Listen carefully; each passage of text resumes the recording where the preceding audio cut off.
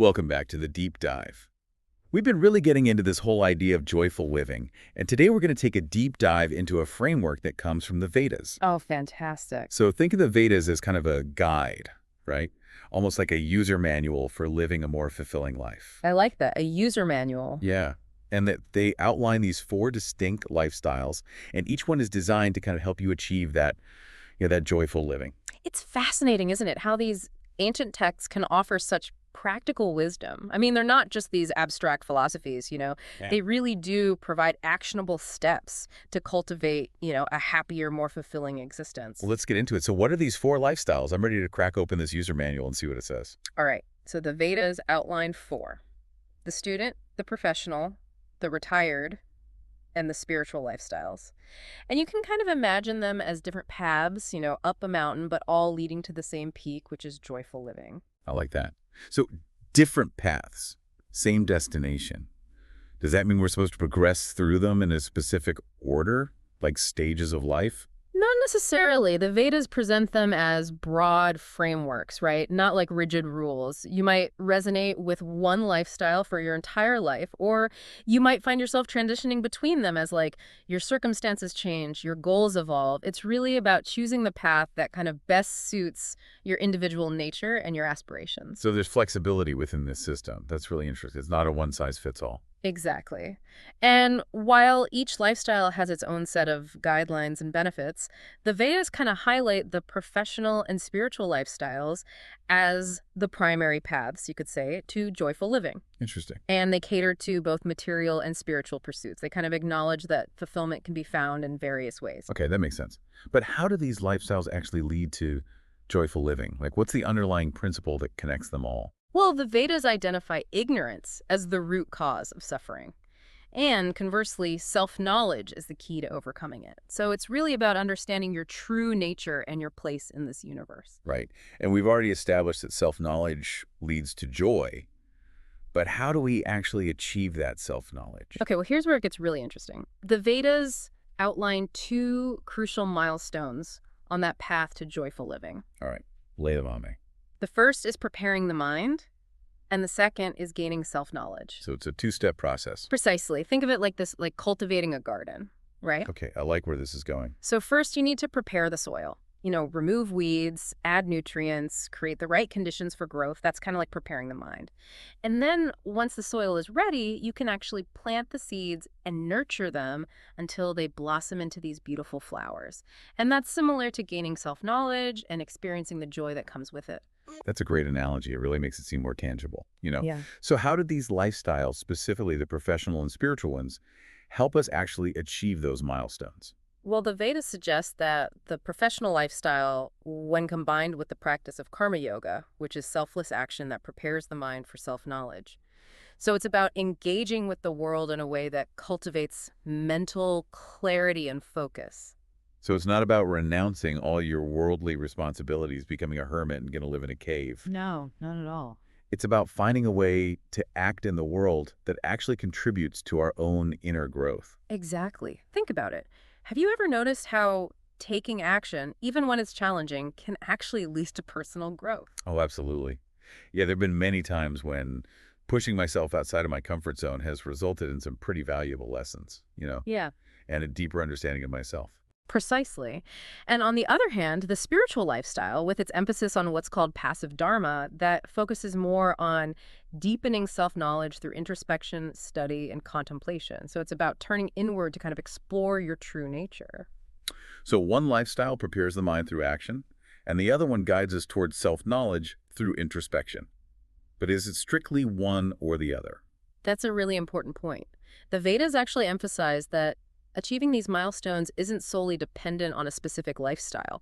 The lifestyles are more like support systems. They offer frameworks, practices to facilitate your journey.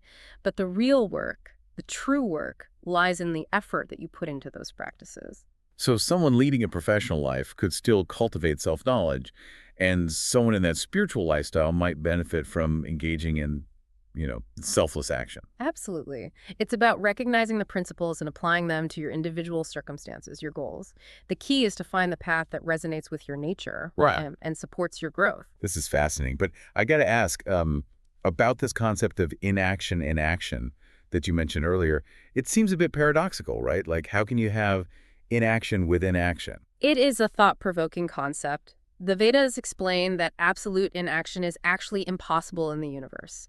Everything is in constant motion, even at the atomic level, where particles are constantly interacting and changing. So even when something appears to be still, there's a lot happening beneath the surface. Exactly. And this applies to us as well. We're constantly thinking, feeling, breathing. Our bodies are carrying out countless processes without our conscious control. We are inherently beings of action. Okay, so if true inaction is impossible, what does it mean to achieve that inaction in action? The Vedas teach that it's not about avoiding action altogether, but about acting without ego. It's about recognizing that we're part of a larger whole and that our actions are interconnected with everything else in the universe. Okay, can you give me like a concrete example of what that might look like? Sure, imagine a flower emitting its fragrance. It's not consciously trying to attract bees or make the world a more beautiful place. It's simply existing, right? And acting in accordance with its nature. Similarly, a bee collects honey, not out of, some sense of duty or ambition, but because it's driven by instinct to nourish itself and its hive. So they're both acting without that sense of I, without ego driving their actions. They are just being. Precisely. And this state of inaction, it arises from self-knowledge and ultimately leads to joyful living. It's about aligning your actions with your true nature rather than being driven by ego or attachment to outcomes. That really makes me think about the interconnectedness of everything, right? If true inaction is impossible and our actions are always kind of creating these ripples in the universe, then it becomes even more important to be mindful of the choices we make and the intentions behind those actions. Absolutely. Our thoughts, words, and actions, they're all interconnected and influence each other in this continuous loop. This is what the Vedas refer to as the thought-action cycle. Ooh, that sounds intriguing. Tell me more about this thought-action cycle. How does it work? It's fascinating. Essentially, our past actions, they shape our preferences. And those preferences influence our thoughts, and then those thoughts drive future actions. So it's like this constant feedback loop. Whoa, that's a lot to unpack. Can you give me a specific example to help me wrap my head around this? Sure. Think about like the musical preferences of a young person compared to, let's say, an older person. The youth, right, exposed to contemporary music, might develop this strong preference for a particular genre. And their actions like listening, sharing, discussing that reinforces those preferences, right? And the older person, shaped by their experiences and the music of their time, might have completely different preferences. Exactly. Their past actions and exposure have shaped their current preferences. And this cycle of thought and action constantly plays out in our lives, influencing everything from our taste in music to our career choices, even our relationships. It really makes you realize how much our past experiences kind of shape our present reality. But is it possible to break free from this cycle? That is the big question, isn't it? The Vedas acknowledge that breaking free from the thought-action cycle is challenging, especially for those deeply immersed in that professional lifestyle. The constant engagement with the external world, with all its demands and desires, it can make it difficult to really step back and observe these patterns. So how can we become more aware of this cycle and potentially start to exert more, conscious control over it? That's a question we'll dive into further, because it's a key part of understanding how to move towards joyful living, regardless of the lifestyle we choose. It really makes you think, doesn't it, about this whole idea of free will, If our thoughts are so heavily influenced by our past actions, by our preferences, how much control do we actually have over our choices? It's a profound question for sure. If we're essentially, products of our past, can we really shape our own destinies? Are we really in control? The Vedas offer a very interesting perspective on that. They suggest that while we may not have complete control over like every single thought that arises, we can cultivate that ability to observe them, right, without judgment, and then choose how we respond to them. Okay, so it's not about suppressing thoughts or pretending they don't exist. It's more about becoming a mindful observer, I guess, of our own mental processes, and then making conscious choices about how to act based on that awareness. Exactly. And this is where that concept of mind control becomes so crucial, especially for those who are really pursuing that professional lifestyle. When you say mind control, you're not talking about some sort of, science fiction mind manipulation. No, not at all. It's about mastering our own minds, right? Understanding the influence of our desires and learning to detach from that constant pull of sense pleasures. So it's not about, like, denying ourselves pleasure or living a life totally devoid of any enjoyment. Right. It's more about finding a healthy balance and not letting those desires kind of run the show, dictate our every move. Precisely. The Vedas suggest that true joy, it doesn't come from those fleeting sensory experiences. It comes from a deeper understanding of ourselves and our place in the world. It's about finding that contentment and fulfillment within, rather than constantly seeking it externally. That makes me think of practices like meditation and mindfulness, things that are often associated with that spiritual lifestyle. But they really seem designed to cultivate this sense of detachment and inner peace that we're talking about. You're absolutely right. Those practices can be incredibly powerful tools for gaining that mastery over the mind. However, the Vedas suggest that even those leading a professional life, they can benefit from kind of integrating these principles into their daily routine. It's about finding those moments of stillness in the midst of the busyness to observe your thoughts and cultivate a sense of detachment. So even if you're not, living in an ashram or spending hours in meditation every day, you can still kind of work towards cultivating this inner peace and control over your mind. Absolutely. It might require more effort, more discipline, but it's definitely achievable. Think of it like this. Imagine you're at a buffet, right, with all sorts of delicious food. Ooh, I like a good food analogy. Keep going. Okay, so you could indulge in every single dish, right? You could satisfy every single craving that arises. But you might end up feeling, overstuffed and uncomfortable. Yeah, and probably regretting some of those choices later. Exactly. But with a little bit of mindfulness and discipline, you can choose those foods that really nourish you. You can enjoy them in moderation and leave the table feeling satisfied and energized. You still experience the pleasure, right? But you do so consciously and with a sense of balance. So it's about making those conscious choices, even in the face of temptation. It's about finding that balance between enjoyment and restraint. Precisely. And that same principle applies to our thoughts and our desires. By cultivating that awareness and practicing detachment, we can actually free ourselves from the tyranny of our cravings and experience a deeper, more sustainable form of joy. It's about recognizing that true happiness, it comes from within, not from chasing after those fleeting external pleasures. This is making a lot of sense. But I'm curious, how do the Vedas address that whole idea of work, our chosen professions? Do they offer any guidance on, finding a path that aligns with our true nature? Absolutely. The Vedas introduce these really interesting concepts of prescribed duty and chosen profession.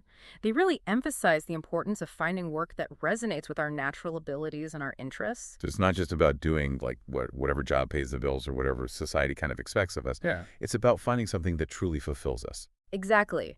The Vedas suggest that when our work aligns with our core competencies, when it brings us a sense of purpose, then it becomes a form of karma yoga. So it becomes that selfless action that actually contributes to our own growth and the well-being of the world. Okay, well, let's get interactive here. What would you say is your core competency?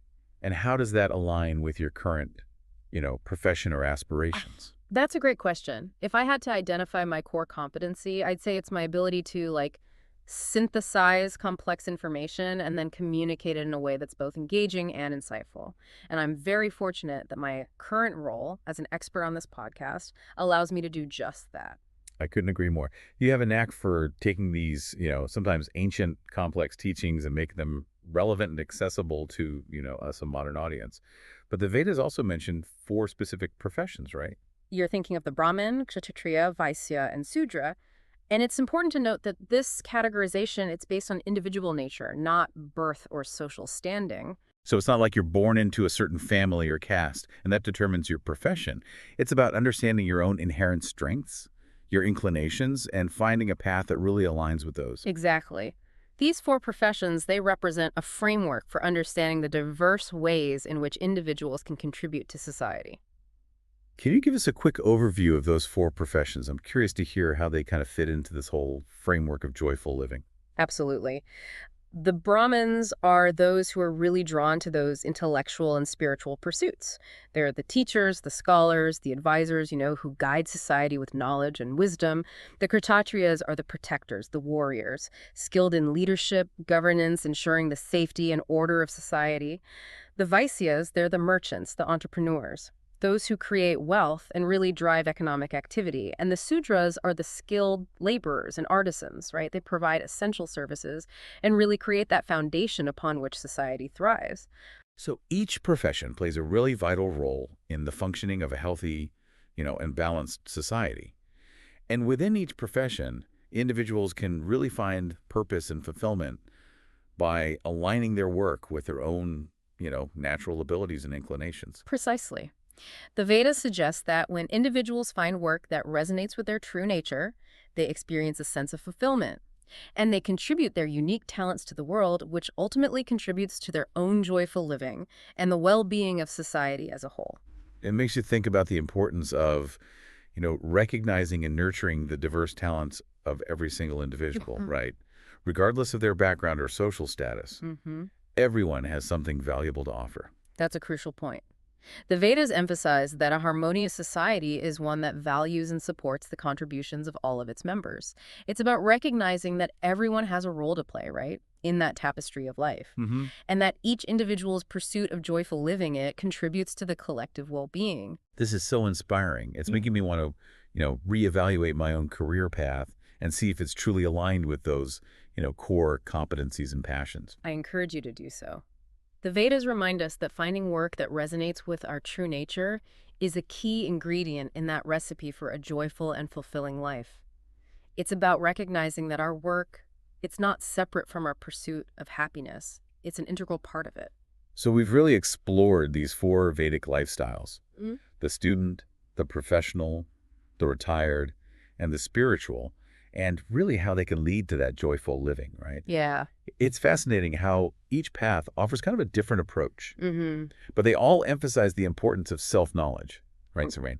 And then acting in alignment with our true nature. It's not about simply choosing a lifestyle and then passively waiting for happiness to show up. Right. It's really about actively engaging in those practices that cultivate that self-awareness, mental clarity, and a sense of purpose. It's almost like we're creating the conditions for joy to blossom from within, Yes. rather than chasing it in the external world. Exactly. And it's definitely a journey that requires effort and introspection and a willingness to challenge our assumptions about ourselves and the world around us. It's about recognizing that joy isn't a destination, but a way of being that we cultivate through our choices and our actions. It's not a quick fix or a one-size-fits-all solution. Right. It's an ongoing process of growth and self-discovery. But it seems like the Vedas do offer really valuable guidance and tools to support us on that journey, regardless of the specific path we choose. Absolutely. And the beautiful thing is that this journey is available to everybody, right? Regardless of your background, your beliefs, your circumstances. The Vedas really do offer a universal framework for understanding the human condition and finding that lasting happiness. This has been such an enlightening deep dive, Yeah. into the wisdom of the Vedas.